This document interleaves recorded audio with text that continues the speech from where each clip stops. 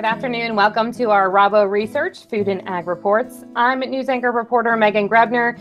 Today we are talking about NAFTA and the dairy sector, and with us is Aga Perry. Let's kind of get up to speed on what's going on with NAFTA. We changed the narrative about NAFTA several times in the last 6-12 months, and we went from everything as to say that trade agreements are bad for our farmers, for agriculture in general, and we were ready to pull out of all of them.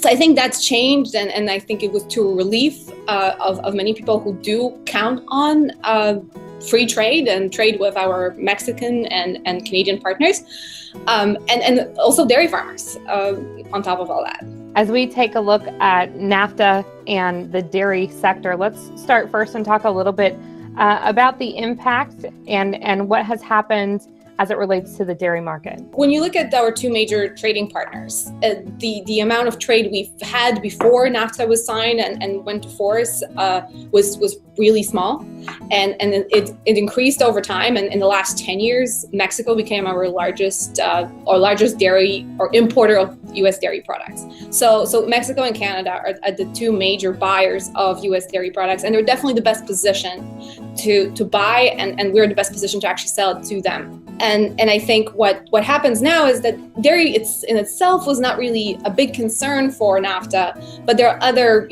intellectual property rights and other things that came up or are coming up or kind of exist over the last decade or so in agriculture and in general in the trade that weren't addressed by NAFTA, and those were the major topics that have to be addressed in the new agreement.